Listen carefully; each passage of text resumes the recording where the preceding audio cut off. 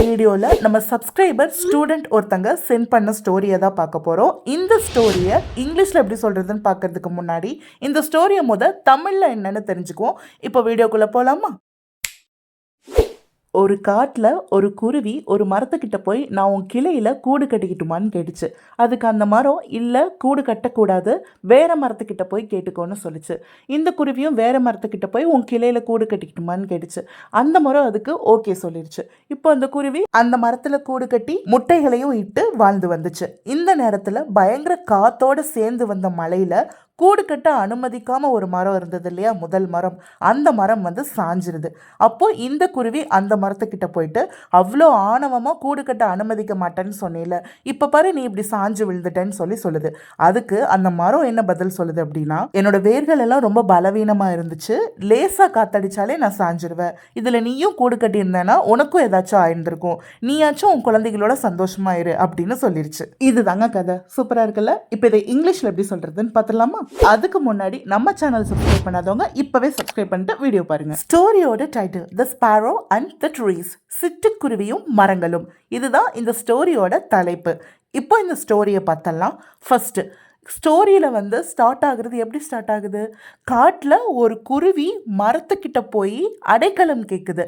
அதாவது உன்னோட கிளைகளில் கூடு கட்டிக்குவான்னு கேட்குது.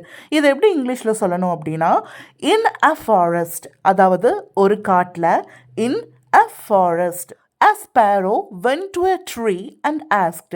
ஒரு சிட்டுக்குருவி போய் ஒரு மரத்துக்கிட்ட போய் கேட்டுச்சு அப்படின்றது தான் a sparrow went to a tree. ஒரு சிட்டுக்குருவி ஒரு மரத்துக்கிட்ட போச்சு அப்படின்றத ஃபஸ்ட்டு சொல்கிறோம். ஸோ a sparrow, சிட்டுக்குருவினா இங்கிலீஷில் என்ன சொல்லணும்? ஸ்பாரோன்னு சொல்லணும். ஸோ ஒரு சிட்டுக்குருவின்றதால a sparrow மரத்துக்கிட்ட போய் அப்படின்னா என்ன? பாஸ்டில் மரத்துக்கிட்ட போச்சுன்னு சொல்லியிருக்கோம். ஸோ V2 verb யூஸ் பண்ணியிருக்கோம், went அப்படின்னு. A sparrow went எங்க? மரத்துக்கிட்ட. இப்போ நம்ம ப்ரிப்போசிஷன் to யூஸ் பண்ணியிருக்கோம். ஸோ to ஒரு மரத்துக்கிட்ட அப்படின்னு சொல்லியிருக்கிறதால a tree-ன்னு யூஸ் பண்ணியிருக்கோம். So a sparrow went to a tree and asked. அது அந்த மரத்துக்கிட்ட போய் கேட்டுச்சு. ஸோ ரெண்டு வேலை நடந்திருக்கு, அதனால் இடையில் and அப்படின்னு யூஸ் பண்ணியிருக்கோம். and asked கேட்டுச்சு அப்படின்னு V2 verb யூஸ் பண்ணி சொல்லியிருக்கோம். அடுத்தது என்ன கேட்டுச்சு அப்படின்றத சொல்லும்போது, can I build a nest on your branch? நான் உன்னோட மரத்தில் இருக்க கிளையில் கூடு கட்டிக்கவா அப்படின்னு கேட்குது. அதை தான் கேன் ஐ யூஸ் பண்ணி கேட்டிருக்கோம். So can I build a nest on your branch, can I பண்ணிக்கலாமா இந்த மாதிரி கேட்கும்போது கேன் ஐ யூஸ் பண்ணணும். அடுத்தது பில்ட் அப்படின்னா என்ன? கூடு கட்டுறதை தான் பில்ட்னு யூஸ் பண்ணியிருக்கோம். அண்ட் நெஸ்ட் ஒரு கூடு கட்டிக்கவா அப்படின்னு கேட்குது. எங்கே? ஆன் யோர் பிரான்ச், உன்னுடைய கிளையில் அப்படின்னு சொல்கிறதுக்கு ஆன் யோர் பிரான்ச் அப்படின்னு சொல்லுது. So can I build a nest on your branch. இந்த இடத்துல ஏதாவது ஒரு ஆக்ஷனை செஞ்சுக்கலாமா அப்படின்னு கேட்கும்போது கேன் அப்படின்ற வார்த்தையை யூஸ் பண்ணி கேட்கணும். அதனால் கேன் ஐ அப்படின்னு கேட்டிருக்கோம். அடுத்தது கட்டிக்கிட்டுமா அப்படின்னு கேட்கறதுக்காக V1 verb build அப்படின்னு யூஸ் பண்ணியிருக்கோம். ஸோ கேன் ஐ பில்ட், ஒரு கூடு அப்படின்னு சொல்ல வரதால கூடுக்கு தான் இங்கிலீஷில் நெஸ்ட்னு சொல்லுவோம். அடுத்தது உன்னுடைய கிளையிலன்னு கேட்கறதுக்காக ஆன் யோர் பிரான்ச்னு சொல்லியிருக்கோம். ஸோ இது வரைக்கும் புரிஞ்சிருக்கும்னு நினைக்கிறேன். நெக்ஸ்ட் அதுக்கு அடுத்தது அந்த மரம் நோ அப்படின்ற பதில சொல்லிருச்சு அப்படின்றத எப்படி சொல்லணும் அப்படின்னா, the tree replied. இந்த இடத்துல பதில் சொல்லுச்சு அப்படின்னு பாஸ்ட்ல சொல்லியிருக்கிறதால V2 verb யூஸ் பண்ணியிருக்கோம். the tree replied no, வேண்டான்னு சொல்லுச்சு. So no, you shouldn't build a nest on my branch. அது என்ன சொல்லுச்சுன்னா, வேண்டாம் நீ என்னோட கிளையில் கூடு கட்டக்கூடாது அப்படின்னு சொல்லிச்சு. அப்படின்றதுக்கு அந்த கூடாதுக்கு ஷுட் நாட்னு யூஸ் பண்ணணும். அதை நம்ம ஷார்ட்டாக ஷுட்ன்ட் அப்படின்னு யூஸ் பண்ணியிருக்கோம். You shouldn't build a nest, நீ கூடு கட்டக்கூடாது அப்படின்றது தான் யூ ஷுட்ன்ட் பில்ட் அ நெஸ்ட்னு சொல்லியிருக்கோம். எங்கே கட்டக்கூடாதுன்னு சொல்லியிருக்கு? என்னோட கிளையில். So you shouldn't build a nest on my branch அப்படின்னு சொல்லியிருக்கு. அடுத்தது go and ask another tree, நீ போய் வேற ஏதாவது மரத்துக்கிட்ட கேளு அப்படின்னு சொல்றதுக்கு ரெண்டு ஆக்ஷனை செய்ய சொல்லியிருக்கு. ஃபர்ஸ்ட் போ, வேற ஏதாவது மரத்துக்கிட்ட கேளு அப்படின்னு. அதனால அண்ட் யூஸ் பண்ணி சொல்லியிருக்கோம்.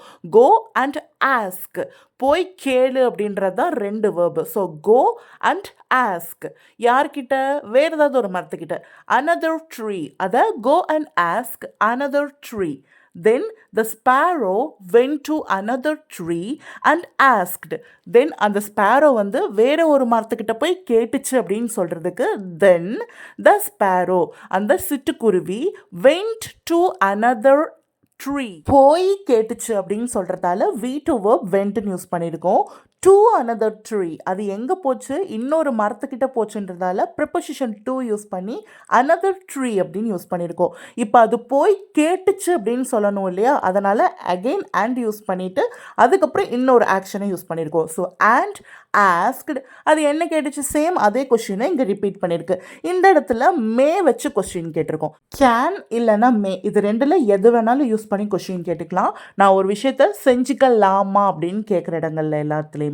ஸோ இப்போ இங்கே மே வச்சு கேட்டிருக்கோம்.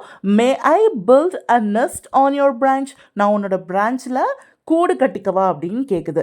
அதுக்கு இந்த மரம் என்ன சொல்லியிருக்கு அப்படின்னா த ட்ரீ அக்ரீடு, அந்த மரம் ஒத்துக்குச்சு அப்படின்றத த ட்ரீ அக்ரீடு. இந்த இடத்துல வி டு வேர்ப் அக்ரீடு ஒத்துக்குச்சு அப்படின்னு சொல்லியிருக்கோம் இல்லையா, ஸோ அதனால் வி டு வேர்ப் யூஸ் பண்ணியிருக்கோம். Next the sparrow built its nest there laid eggs, அதாவது அந்த சிட்டுக்குருவி அதோட கூட்டை அங்கேயே கட்டுச்சு அப்படின்னு சொல்லியிருக்கோம். ஸோ இப்போது கட்டுச்சு அப்படின்னு பாஸ்டில் சொல்லியிருக்கிறதால வி டூ வேர்ப் யூஸ் பண்ணியிருக்கோம்.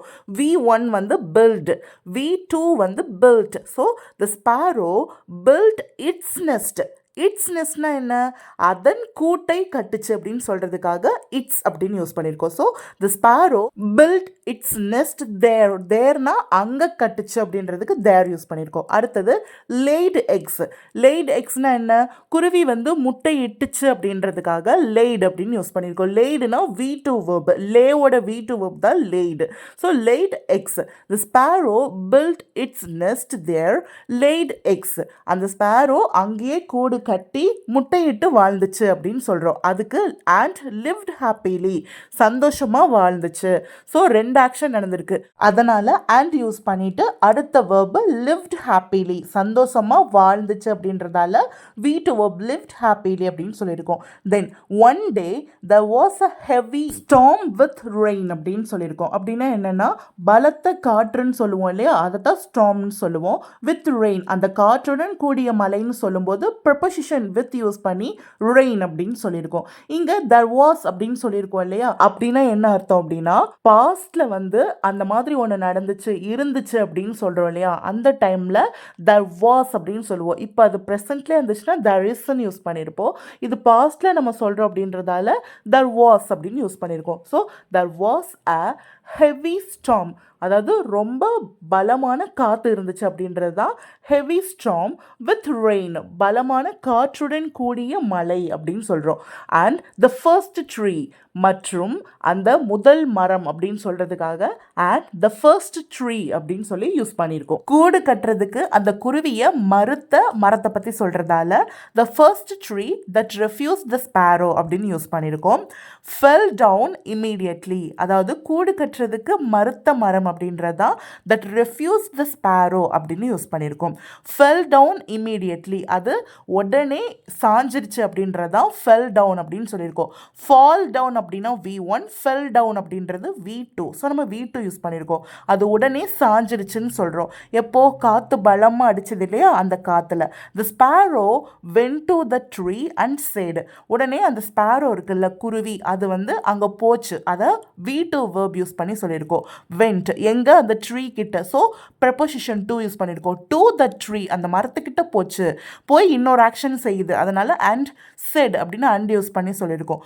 சொல்லுச்சு அப்படின்றதுக்கு V2 வேர்ப் யூஸ் பண்ணியிருக்கோம். The sparrow went to the tree and said, என்ன சொல்லுச்சு, யூ வேர் ஸோ அரகண்ட், நீ ரொம்ப அகம்பாவம் அப்படின்னு சொல்லுவோம் இல்லையா, அதுதான் இங்கிலீஷில் அரகண்ட் அப்படின்னு சொல்லுவோம். அகம்பாவம் இல்லைன்னா கர்வம் கொண்டவன் சொல்லுவோம்ல, அதுக்காக. So you were so arrogant, you are அப்படின்னா ப்ரெசென்ட்டில் சொல்கிறது. ஸோ அதை பாஸ்டில் சொல்லும்போது யூ வேர் ஸோ அரகண்ட், நீ ரொம்ப அகம்பாவம் கொண்டு இருந்த. And you didn't let me build a nest. அதோட சேர்ந்து இன்னொரு ஆக்ஷனையும் சொல்லுது, அதனால் அண்ட் யூஸ் பண்ணியிருக்கோம். அண்ட் அந்த இன்னொரு ஆக்ஷன் என்னென்னா, நீ என்னை கூடு கட்ட விடலை அப்படின்னு சொல்கிறதா. So and didn't let me, didn'tனா என்ன, விடவில்லை, பாஸ்டில் ஒரு ஆக்ஷன் நடக்கலை அப்படின்னு சொல்லியிருக்கோம். அப்போ நம்ம என்ன யூஸ் பண்ணணும்னு சொல்லியிருக்கேன், did not யூஸ் பண்ணணும்னு சொல்லியிருக்கேன். So and didn't let me build. let meனா என்ன, நம்மளை ஒரு விஷயம் செய்ய விடுறதுக்கு வந்து letன்ற வேர்டு யூஸ் பண்ணுவோம். ஸோ இங்கே செய்ய விடலை அப்படின்றதால didn't let அப்படின்னு சொல்லி யூஸ் பண்ணியிருக்கோம். So and didn't let me build a nest, கூடு கட்ட விடலைன்றதால build a nest.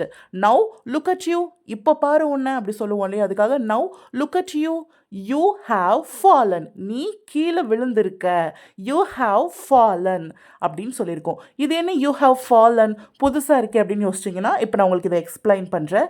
இது இன்னொரு டென்ஸு, இந்த டென்ஸை இன்னும் நம்ம பார்க்கல, ஃப்யூச்சரில் வரக்கூடிய வீடியோவில் நான் உங்களுக்கு இந்த டென்ஸை கிளியராக எக்ஸ்பிளைன் பண்ணுறேன். இதை ப்ரெசன்ட் பர்ஃபெக்ட் டென்ஸ்ன்னு சொல்லுவோம். இதுக்குன்னே ஒரு செப்பரேட் வீடியோ நான் போடுவேன்.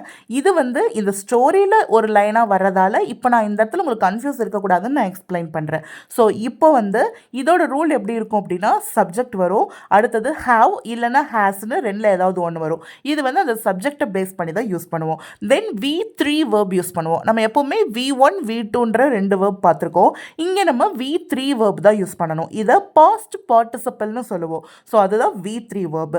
V1ன்றது பேஸ் ஃபார்ம், V2ன்றது சிம்பிள் பாஸ்டில் யூஸ் பண்ணக்கூடியது, V3 அப்படின்றது பாஸ்ட் பார்ட்டிசிபிள்னு சொல்லுவோம். இதோட எக்ஸாம்பிள் எப்படி இருக்கும் அப்படின்னா, நீ கீழே விழுந்திருக்க அப்படின்னு சொல்லுவோம் இல்லையா, அதுதான் இது. அதாவது பாஸ்டில் ஒரு ஆக்ஷன் நடந்திருக்கும், அந்த ஆக்ஷனுடைய தாக்கம் ஸ்டில் இருக்குது அப்படின்னு சொல்லும்போது ப்ரெசன்ட் பர்ஃபெக்ட் டென்ஸில் தான் சொல்லுவோம். ஃபஸ்ட்டு இந்த V1 V2 V3 வேர்ப் என்னன்னு பார்த்தலாம். V1னா ஃபால் அப்படின்றது தான், கீழே விழுறது.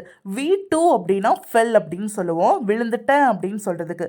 V3 அப்படின்னு சொல்லும்போது ஃபாலன் அப்படின்னு சொல்லுவோம். ஸோ இதுக்கு நம்ம ஃபாலன் அப்படின்னு தான் யூஸ் பண்ணியிருக்கோம். இங்கே யூ அப்படின்ற சப்ஜெக்ட்டுக்கு ஹாவ்னு யூஸ் பண்ணியிருக்கோம். ஏன்னா ஹீ ஷீ இட் நேம் இதெல்லாம் வரும்போது தான் நம்ம ஹேஸ்ன்னு யூஸ் பண்ண முடியும். ஸோ யூ ஹாவ் ஃபாலன் அப்படின்னு யூஸ் பண்ணியிருக்கோம். ஸோ நீ கீழே விழுந்திருக்க அப்படின்னு சொல்லியிருக்கோம். இது ஒரு ஆக்ஷன் நடந்து முடிஞ்சிச்சு, அந்த ஆக்ஷனுடைய தாக்கம் ஸ்டில் நம்ம கண்ணு முன்னே இருக்குது, அதாவது அந்த மரம் ஸ்டில் கீழே விழுந்து கிடக்கு. ஸோ அதனால யூ ஹாவ் ஃபாலன் அப்படின்னு ப்ரெசன்ட் பர்ஃபெக்ட் டென்ஸ் யூஸ் பண்ணி சொல்லியிருக்கோம். அடுத்தது பார்க்கலாமா, த ட்ரீ ரிப்ளைடு. அதுக்கு கீழே விழுந்து கிடக்க மரத்துக்கிட்ட போய் இது சொல்லும்போது அந்த மரம் என்ன சொல்லியிருக்கு அப்படின்னா, த ட்ரீ ரிப்ளைடு சொல்லியிருக்கு அப்படின்றத V2 யூஸ் பண்ணி சொல்லியிருக்கோம். த ட்ரீ ரிப்ளைடு என்ன பதில் சொல்லிச்சு அப்படின்னா, my roots were very weak, என்னோட ரூட்ஸ் வந்து ரொம்ப வீக்காக இருந்தது, பலவீனமாக இருந்தது. அதாவது அந்த மரத்துடைய வேர்கள் ரொம்ப பலவீனமாக இருந்துச்சுன்னு சொல்கிறதுக்கு மை ரூட்ஸ் அப்படின்னு ப்ளூரலில் சொல்லியிருக்கோம். முன்னாடி அப்படி இருந்துச்சு அப்படின்னு பாஸ்டில் சொல்லியிருக்கிறதால வேர் யூஸ் பண்ணி சொல்லியிருக்கோம். ரொம்ப வீக்காக இருந்துச்சுன்றதால வெரி வீக். அடுத்து even a light wind would have made me fall. அது என்ன a light wind அப்படின்னா, ஒரு சாதாரண காற்று, அதாவது லைட்டாக அடிக்கக்கூடிய ஒரு காற்று அடித்தா கூட அப்படி சொல்லுவோம் இல்லையா, அந்த கூட அப்படின்றதுக்கு ஈவன்னு யூஸ் பண்ணி சொல்லுவோம். So even a light wind would have made me fall. அது என்ன would have made me fall அப்படின்னா, இதையும் நான் இந்த இடத்துல கிளியராக உங்களுக்கு எக்ஸ்பிளைன் பண்ணிடுறேன். இதை நம்ம எப்படி யூஸ் பண்ணுவோம் அப்படின்னா, பாஸ்டில் ஒரு விஷயம் நடந்திருந்திருக்கலாம், ஆனால் அது நடக்காமல் போயிடுச்சு அப்படி சொல்லுவோம் இல்லையா, பாசிபிலிட்டிஸ் இருந்திருக்கும்ல பாஸ்டில் அப்படி நடக்கிறதுக்கு, அதை வந்து இதில் நம்ம சொல்லுவோம்.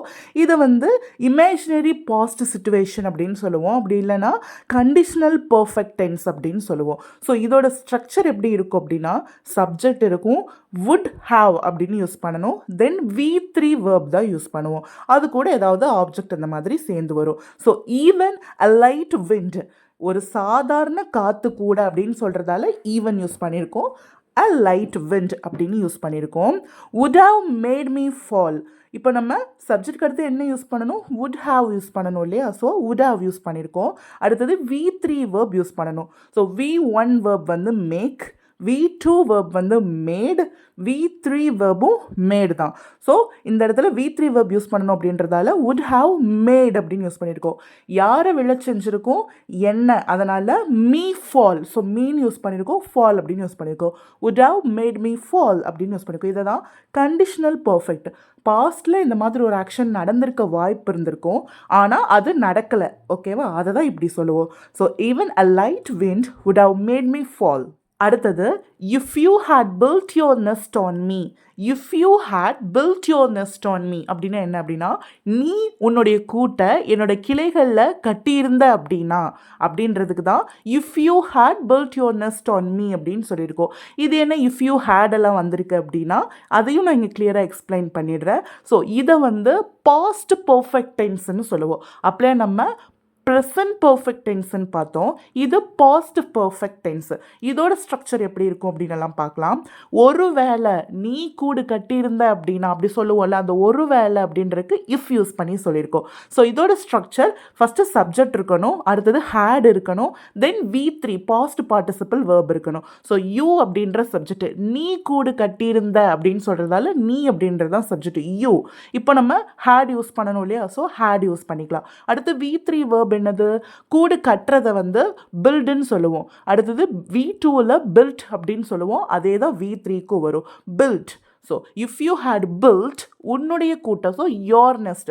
If you had build your nest, நீ உன்னுடைய கூட்டை கட்டியிருந்த அப்படின்னா அப்படி சொல்கிறதுக்கு தான் இந்த டென்ஸை பயன்படுத்துவோம். அதாவது பாஸ்டில் ஒரு ஆக்ஷன் நீ செஞ்சிருந்த அப்படின்னான்னு சொல்லுவோம் இல்லையா, அதுக்கு இதை யூஸ் பண்ணுறோம். கட்டியிருந்த அப்படின்னா என்ன ஆயிருக்கும் அப்படின்னு சொல்லுது அப்படின்னா something would have happened. Something would have happened. ஏதாவது ஒன்று நடந்திருக்கும் அப்படின்னு சொல்லுது. யாருக்கு? உனக்கும் நடந்திருக்கும்னு சொல்லுது. So something would have happened to you too.